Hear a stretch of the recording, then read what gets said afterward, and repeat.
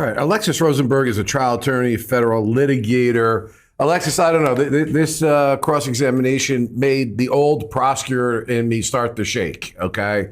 I can't count how many arguments, and maybe you're familiar with this, that us lawyers in law enforcement would have with our detective and police friends in law enforcement to say, even if you don't think it's going to produce viable evidence, do it so the defense can't sit there and talk about a substantial investigative step you should have taken that you didn't. And how many times I have said, it may not make sense to you here, but it may make sense when you're in a courtroom under oath on the witness stand. Is that what I'm looking at?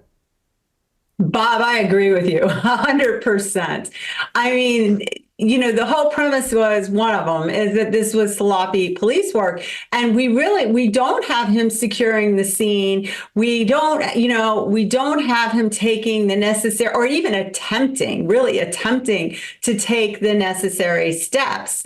It seems like he just showed up there based on this cross and he was like, oh, okay, we have this body and we're going to go from there. I mean, he just said on the stand that he only went to basically the front door, the foyer.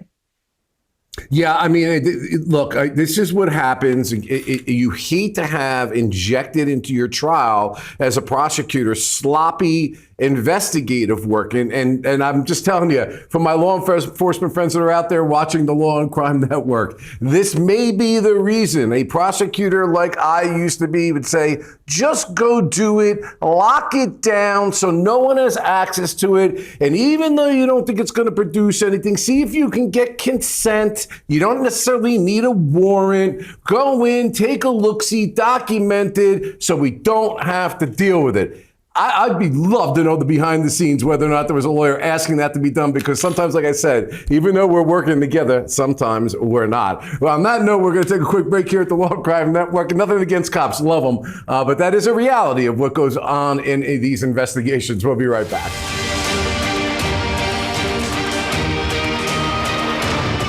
All right, we're going to do something a little different here. I got our producer a little nervous, but we were having too much of a sparky conversation during the commercial break not to bring it to you, our audience. So we're in the Karen Reed case. The woman is accused of killing her police officer boyfriend. You know that. She faces murder and motor vehicle manslaughter charges for allegedly backing a car into the boyfriend. Defense is saying sloppy investigation. This whole thing was orchestrated, planned. Cops didn't know what they were doing. Brian, before we took this break, I think we all saw something that ignited the trial lawyer in us, okay, in all of us, and we were talking about it even into the commercial. So the defense lawyer is doing an effective job in talking about a sloppy investigation, and all you got to do is get one juror to sit there and say, I am just not comfortable. And as lawyers ourselves, myself as a prosecutor, the cops, I'm setting you up for what you're going to talk about, kind of sometimes would bristle when the lawyers who had to prove the case in court would say, we need to do these extra steps. And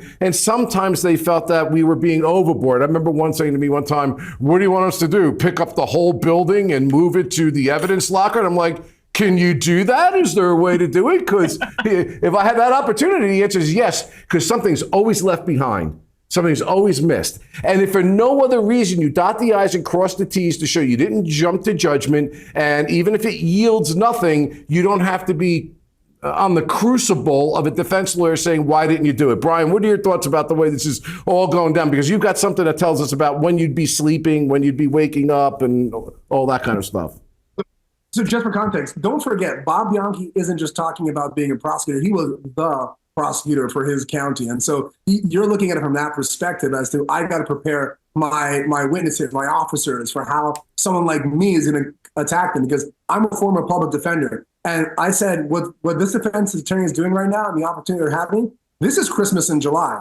And my birthday and my son's birthday is in July, and my wife's. So it's even more of a good time for me. If I was going to wake up at 9:30 in the morning to cross-examine this cop, I'd be up at 2 a.m. in the morning, too excited to fall asleep, because this is a massive opportunity. Don't forget, defense attorneys very rarely have the opportunity to criticize law enforcement's techniques or how they built a case strictly for the possibility of saying, well, you can't prove the case beyond a reasonable doubt.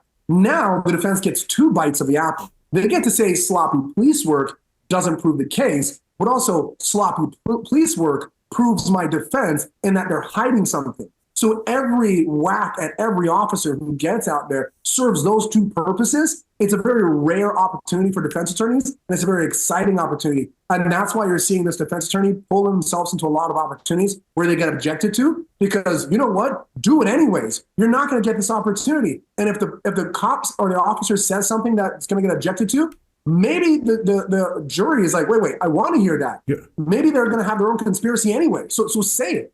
Yeah, great point, Brian, because actually, to be honest with you, you may have heard me say, when the objections were happening, being sustained, I'm not even certain what the objection was and why legally it was being sustained. But I'll say this, Alexis, to Brian's point, and I think it's a great one. There are many times as a questioning technique where you will just ask the obvious question and you don't care whether or not an objection is sustained or not. You're really speaking directly to the jury who has the common sense to understand that this is something you should have done. Now, I'm not saying it's a bad witness. I don't want to put everything on the guy, and I know investigations are multifaceted, what have you, but the other good thing the lawyer is doing by asking the question whether it's sustained or not is irrelevant. He's talking directly to the jury. We just said that. But when you get a cop that pushes back on the obvious and just can't say, no, I didn't do it, you're giving so much more firepower to the defense lawyer, and it's not a good look in front of the jury. And I know it's hard to do. What are your thoughts?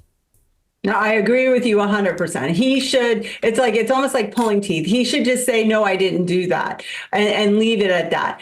I mean, you've nailed it on the head. This defense attorney he's great. He's great. He's going through every single thing, and he is proving that he didn't do this, he didn't do this, he didn't do that, and so forth, to support that sloppy, their defense, that there was sloppy police work. Mm-hmm. This witness, and I kind of have to disagree with you. I mean, he isn't coming across as that great for the prosecution. He really should just say, this is what I did, and leave it at that. But your point, Bob, about sometimes you just ask questions and you don't care, because once you let the cat out of the bag, the cat's out of the bag. Yeah, no, I think you should just say, I fall on the sword. No, I didn't do it. And let the lawyer's going to have to wrap that up. By the way, just want to let our audience know, at the end of a case, a judge reads a jury charge to the jury, and in many jurisdictions, mine included, the judge says you could find somebody not guilty based on the evidence or a lack of evidence and failure to have performed an investigation you believe reasonably should have been done. So that's where you can bet this lawyer's going to take this, put it in a box, and hand that to the jury as a get out of jail free card. At least that's how they're going to look at it. Now, before the break, we were listening to Sergeant Michael Lank that we just saw there earlier under cross-examination, being questioned on why he did not investigate the inside of the home of police officer Brian Albert upon his arrival to the scene where John O'Keefe's body was found. This is exactly the area that I'm talking to my 2 awesome guests, experienced guests, as to why the defense lawyer is scoring points with this kind of cross-examination. Let's listen to a little bit more.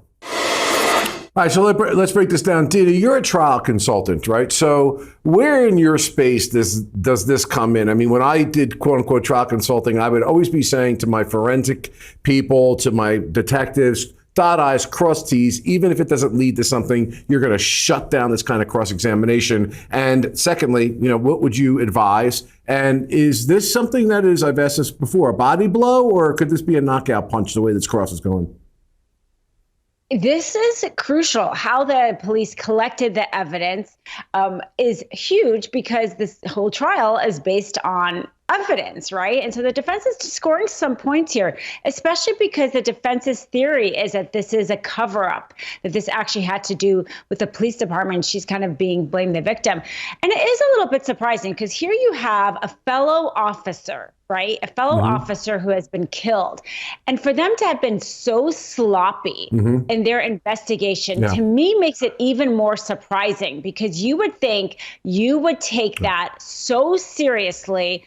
You would wait for the better evidence collection items than the solo cup that somebody had in their yard. All right, Alexis, I got 30 seconds. What are your thoughts? Same question. I just think that a circus is more organized than this investigation was. Wow. Okay. You didn't take your whole 30 seconds because you were so precise to that point. So why take more time than you need? Other than that's going to allow me a little bit more time to thank both of you very much for your expert opinion. Very well sought after, very well delivered. And to our audience, don't go anywhere because we're going to have more continued coverage with Jesse Weber, who'll be coming up after myself. So please continue to watch the Law and Crime Network. And I want to thank my guests once again, and I hope you have a great rest of the week. Be well.